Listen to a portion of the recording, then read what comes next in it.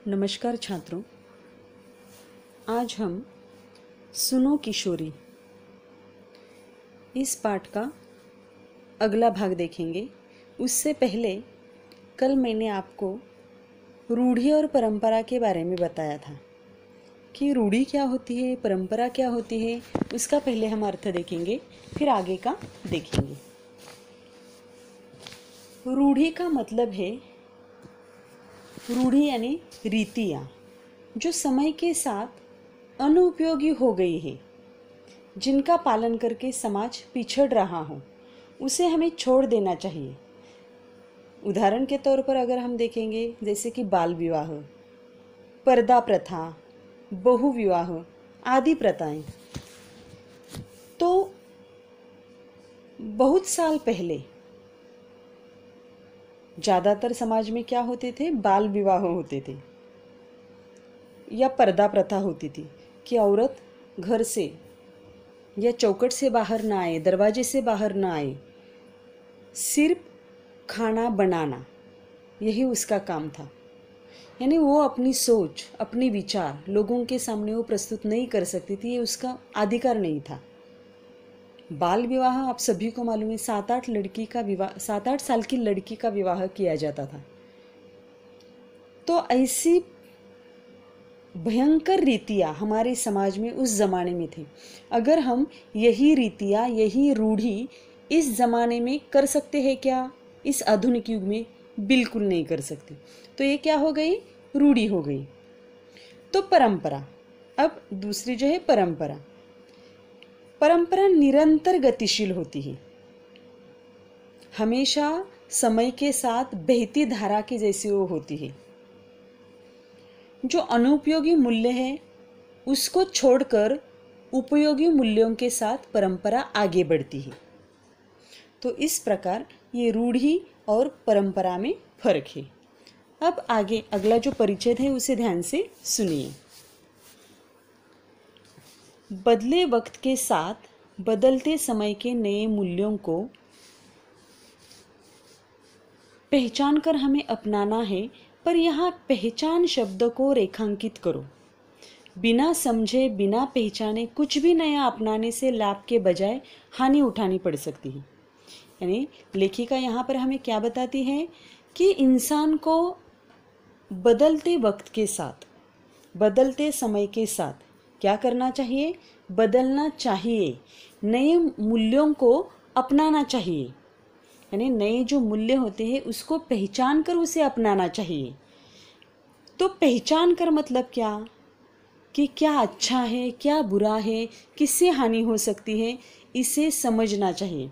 बिना समझे पहचाने कुछ भी नया अपनाने से लाभ के बजाय क्या होता है? हानि ही होती है। अब आगे देखो, पश्चिमी दुनिया का हर मूल्य हमारे लिए नए मूल्य का पर्याय नहीं हो सकता।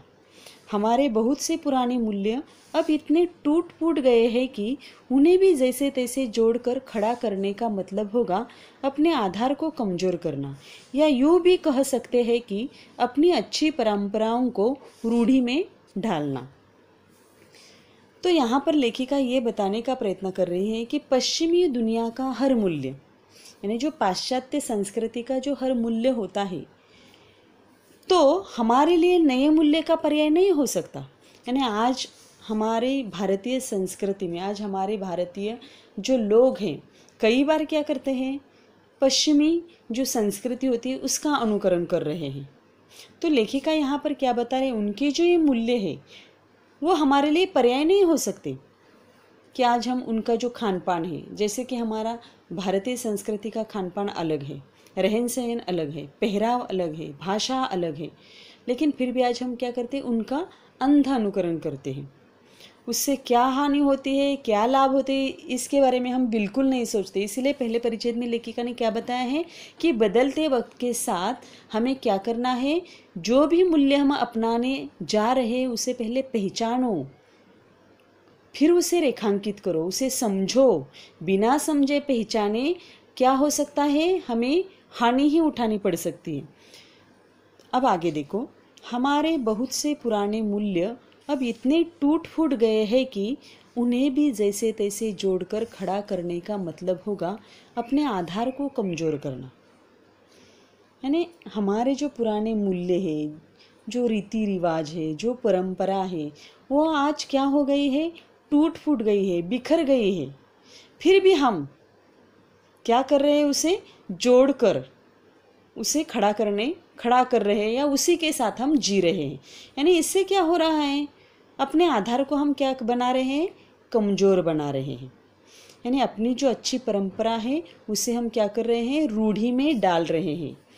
अब आगे देखो, समय के साथ अपना अर्थ खो चुकी या वर्तमान प्रगतिशील समाज को पीछे ले जाने वाली समाज की कोई भी रीति नीति रूढ़ी है।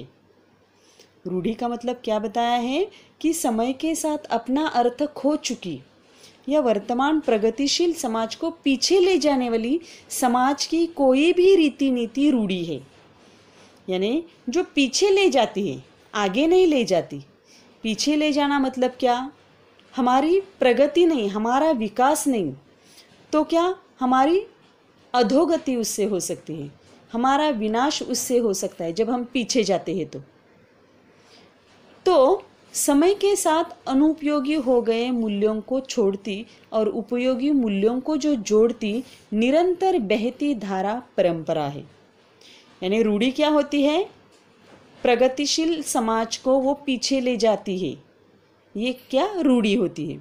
और समय के साथ अनुपयोगी हो गई मूल्यों को छोड़ती और उपयोगी मूल्यों को जो हमेशा जोड़ती है, कैसे, बहती धारा की तरह, तो वो क्या होती है, परंपरा होती है, जो रूढ़ी की तरह स्थिर नहीं हो सकती। रूढ़ी कैसी होती है, स्थिर, एक ही जगह चिपक जाती है, तो उसी का अंधानुकरण हम करते रहते हैं, बिल्कुल भी उस रूढ़ी को हम छोड़ते नहीं हैं, तो रूढ़ी होती है। लेकिन परंपरा क्या होती है, जो उपयोगी मूल्य है, समय के साथ उसमें बदलाव आता है, तो ऐसा होना चाहिए। अब आगे देखो, यही अंतर है दोनों में मतलब रूढ़ी और परंपरा में। रूढ़ी स्थिर है, परंपरा निरंतर गतिशील है। रूढ़ी क्या है, स्थिर है, और परंपरा गतिशील है, समय के साथ साथ वो प्रगति की राह पर चलती रहती है। एक निरंतर बहता निर्मल प्रवाह है जो हर सड़ी गली रूढ़ी को किनारे फेंकता और हर भीतरी बाहरी देशी विदेशी उपयोगी मूल्य को अपने में समेटता चलता है। इसलिए मैंने पहले कहा है कि अपने टूटे फूटे मूल्यों को भरसक जोड़कर खड़ा करने से कोई लाभ नहीं। आज नहीं तो कल वे जर्जर मूल्य भर हरा कर गिरेंगे ही। यानी रूढ़ी को हमेशा चिपक कर नहीं रहना चाहिए। मनुष्य के जीवन में बदलाव होना चाहिए, परिवर्तन होना चाहिए। उपयोगी मूल्यों को हमेशा हमें क्या करना है, बहती धारा की तरह आगे बढ़ते ले जाना है। तभी हम क्या कर सकते हैं, हमारा विकास कर सकते हैं, हमारी सोच, हमारे विचार इसमें बदल सकते हैं, जो हमारी उन्नति कर सकते हैं, हमारी प्रगति कर सकते हैं। अब आगे देखो, इसी तरह पश्चिमी मूल्य भी जो हमारी धरती के अनुकूल नहीं है, ज्यों के त्यों यहाँ नहीं उगाए जा सकते। उगाएंगे तो वे पौधे फलीभूत नहीं होंगे तो जल्दी झड़ जाएंगे, वे फल हमारे किसी काम के नहीं होंगे। यानी यहाँ पर लेखिका आशा रानी मोरा क्या बताती है कि ठीक है, पश्चिमी मूल्य तो है, लेकिन वो हमारी धरती पर अनुकूल नहीं है। हमारे यहाँ का वातावरण, वहाँ का वातावरण, हमारी संस्कृति, वहाँ की संस्कृति, हमारी सभ्यता, वहाँ की सभ्यता, हमारे संस्कार, वहाँ के संस्कार, इसमें बहुत फर्क है। अगर हम पश्चिमी संस्कृति को या पश्चिमी मूल्य को ज्यों के त्यों यहाँ लाकर उगाने का प्रयत्न करेंगे तो वो उगेंगे क्या, बिल्कुल नहीं। उनका जो खान पान है, हमारी भी सेहत को, वो जो भी उनका खान पान है, उसी के साथ साथ जो उनका पहराव है, उनका रहन सहन है, हमारे यहाँ पर भी वो सभी के साथ मिलना चाहिए, मिलजुलना चाहिए। तभी उसे हम क्या कर सकते हैं, उसका अनुकरण कर सकते हैं। लेकिन ऐसा नहीं हो सकता। क्यों नहीं हो सकता? क्योंकि वहाँ की संस्कृति पूरी तरह से अलग है, उसके वातावरण के अनुसार है, और हमारी संस्कृति हमारे वातावरण के अनुसार है। तो यहाँ पर लेखिका ये बताना चाहती है कि ज्यों के त्यों हम वहाँ के पौधे यहाँ लगाएंगे तो फलीभूत होंगे क्या? बिल्कुल नहीं होंगे, या कभी कभार होंगे भी, लेकिन क्या हो जाएंगे? जल्दी झड़ जाएंगे। यानी वो संस्कृति हमारी भारतीय संस्कृति के सामने ज़्यादा दिनों तक नहीं टिक सकती। वे फल हमारे किसी काम के नहीं होंगे। यानी उस पेड़ को आए हुए जो फल है, कौन से? पश्चिमी देश के पेड़ को आए हुए जो फल है, हमारे किसी काम के नहीं। तो हमें भी ये समझ में आना चाहिए कि हमें क्या लेना है और क्या छोड़ देना है। ऐसा नहीं कि वो संस्कृति बुरी है, उन लोगों के अनुसार वो संस्कृति है। हमारी भारतीय संस्कृति हमारे लोगों के अनुसार है, यही बताने का प्रयत्न यहाँ पर लेखिका ने किया है। अब आगे देखो। मुझे लगता है पत्र का यह अंश आज तुम्हारे लिए कुछ भारी हो गया। बेहतर है अपनी संस्कृति व परंपरा को ठीक से समझने के लिए फुर्सत के समय इससे संबंधित साहित्य पढ़ना, इसीलिए कि यह बुनियादी जानकारी हर भारतीय लड़की के लिए जरूरी है, जिससे वह अपनी धरती, अपनी जड़ों को अच्छी तरह पहचान सके। यानी यहाँ पर लेखिका आशा रानी होरा ने इतना अच्छा संदेश दिया है कि हर एक लड़की को, या जो भी लड़के लड़की जो कुछ भी हो, उन्हें अपने संस्कृति के साथ क्या करना है? संस्कृति के साथ जीना है, अपनी धरती के साथ जुड़े रहना है, अपनी अच्छी पहचान बनानी है अपनी संस्कृति के साथ। अपनी संस्कृति, अपनी परंपरा को समझना चाहिए। और इसके लिए अगर नहीं समझ में आ रहा है तो क्या पढ़ो? साहित्य पढ़ो। हमारे भारतीय संस्कृति के जो भी साहित्य है उसे पढ़ो, ऐसा लेखिका यहाँ पर बताती है। अब आगे देखो।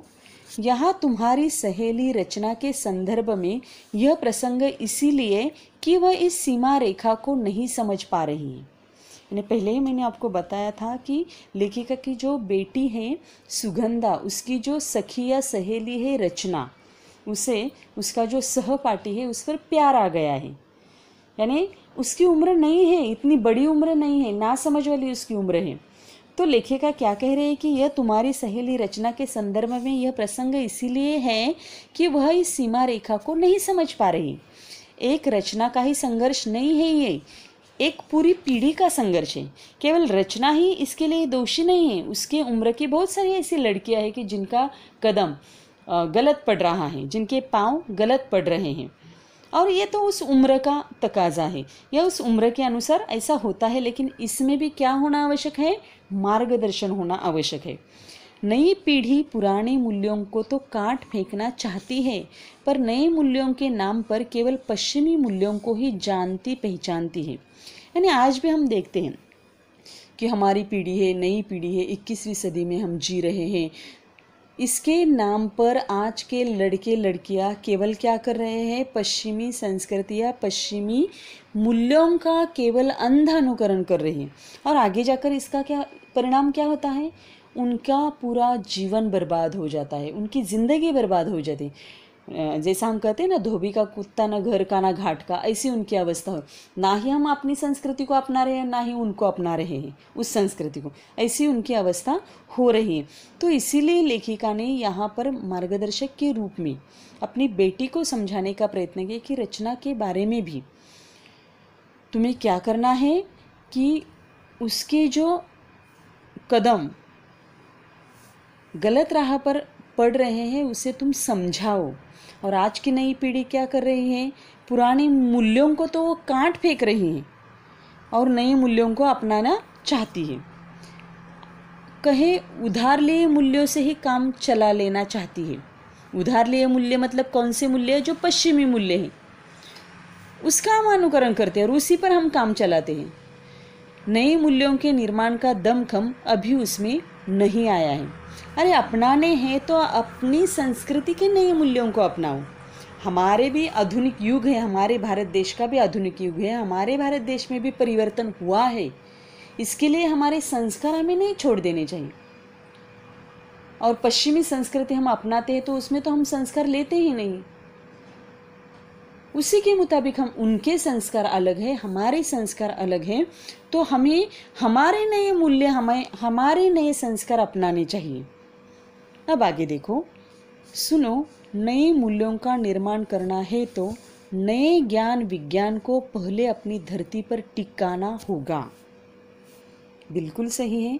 यहाँ पर क्या बताया है कि नए मूल्यों का निर्माण करना है तो हमें क्या करना है, ज्ञान विज्ञान को पहले अपनी धरती पर टिकाना है, नई सोच को हमें क्या करना है, अपनी धरती पर टिकाना है। तो आज हम यहाँ तक ही देखेंगे, उर्वरित जो भाग है वो हम कल की तासिका में देखेंगे। धन्यवाद।